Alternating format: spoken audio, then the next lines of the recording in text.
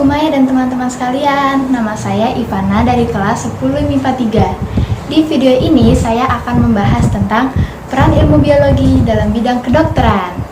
Biologi berasal dari bahasa Latin, dari kata bios dan logos. Bios adalah makhluk hidup dan logos adalah ilmu. Jadi biologi adalah ilmu yang mempelajari tentang makhluk hidup. Biologi sendiri mempunyai banyak macam ilmu. Di antaranya ada histologi, virologi, botani, anatomi, dan genetika, dan masih banyak lagi. Biologi juga berperan bagi kehidupan manusia dalam berbagai bidang, contohnya dalam bidang kedokteran, dalam bidang pertanian, peternakan, ataupun perindustrian. Dalam bidang kedokteran tentunya mempunyai ilmu-ilmu dasar yang harus kita pelajari. Contohnya kita harus mempelajari tubuh manusia dari ujung kepala hingga ujung kaki. Selain itu, kita juga harus mempelajari dari cabang ilmu lainnya seperti virologi yang mempelajari tentang virus, bakteriologi yang mempelajari tentang bakteri, dan juga parasitologi yang mempelajari tentang parasit. Itu semua untuk mengetahui penyebab penyakit pada manusia. Setelah kita mengetahui nih macam-macam organ tubuh manusia dan juga penyebab penyakit manusia, maka kita juga harus tahu gimana sih cara mengatasi penyebab penyakit tersebut. Berikut saya beri contoh. Kita harus mempelajari manusia dari dalam kandungan hingga ia tumbuh dan berkembang. Jadi, kita harus mempelajari awal pembentukan organ dan sistem organ menjadi organ dan sistem organ yang kompleks. Manusia sendiri setidaknya memiliki 8 sistem organ. Ada sistem pencernaan, sistem ekskresi, sistem pernafasan, sistem sirkulasi, sistem endokrin, sistem saraf, sistem reproduksi, dan juga sistem gerak. Kemajuan teknologi dalam bidang kedokteran juga membantu manusia loh. Contohnya dalam bidang transplantasi organ. Berikut saya beri contoh kasus transplantasi organ dalam sistem ekskresi.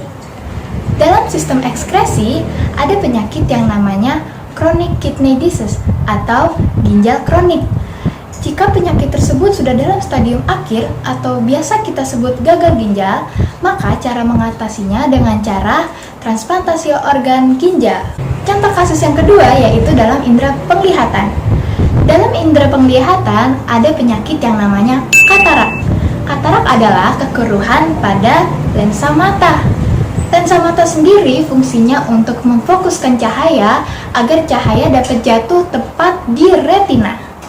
Jadi, jika lensa tersebut keruh akibat penuaan atau penyakit lain seperti darah tinggi atau diabetes mellitus, maka penglihatan orang akan buram atau tidak jelas. Salah satu cara untuk mengatasinya yaitu dengan cara operasi katarak, dengan cara mengganti lensa mata dengan lensa mata sintetis atau lensa mata buatan. Sebenarnya tidak hanya organ ginjal dan mata saja loh yang dapat ditransplantasi, tetapi organ-organ lain juga dapat ditransplantasi. Transplantasi sendiri mempunyai banyak macam. Contohnya, ada transplantasi dari orang itu sendiri atau bisa disebut autotransplantasi, atau bisa juga transplantasi dari organ manusia lain atau yang disebut homotransplantasi. Kalian kenal tidak yang namanya Alexander Fleming? Ya, Alexander Fleming adalah seorang penemu penisilin. Penisilin adalah sejenis obat antibiotik dari bakteri Penicillium natatum dan gunanya untuk membunuh banyak jenis bakteri yang ada di dalam tubuh kita. Nah, setelah kalian telah berkenalan dengan Alexander Fleming, kalian kenal tidak dengan Edward Jenner? Edward Jenner adalah seorang dokter yang menemukan konsep imunisasi modern di tahun 1796. Ia menggunakan vaksin tersebut berasal dari nanah cowpox untuk mencegah penyakit cacar.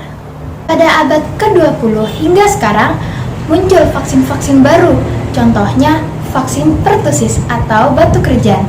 Vaksin ini untuk mencegah penyakit batuk kerjan, yaitu penyakit infeksi saluran napas atas yang disebabkan oleh bakteri Bordetella pertussis. Ada juga vaksin difteri yang gunanya untuk mencegah penyakit difteri. Penyakit difteri ini berasal dari bakteri Corynebacterium diphtheriae. Penyakit difteri ini akan menghambat jalur pernafasan.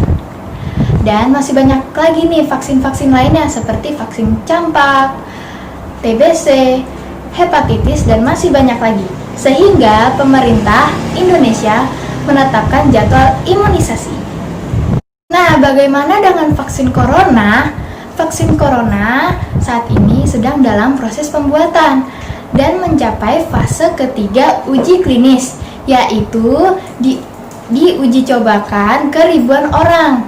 Sambil kita menunggu vaksin tersebut diedarkan, maka kita harus menjalankan protokol kesehatan seperti rajin cuci tangan, memakai masker, dan jaga jarak.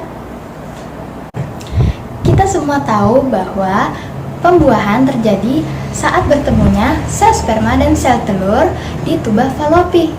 Tetapi karena faktor penyakit, maka hal tersebut tidak dapat terjadi sebagaimana mestinya. Maka terciptalah teknik IVF, in vitro fertilization, atau biasa kita sebut bayi tabung. Ilmu genetika tidak hanya untuk proses pembuatan bayi tabung, tetapi juga dapat sebagai screening atau pendeteksi penyakit genetika lainnya yang dapat diturunkan, seperti penyakit hemofilia, thalassemia, sindrom Down yang dideteksi melalui DNA. Sekian materi dari saya. Kalau ada kurang, mohon maaf ya. Terima kasih.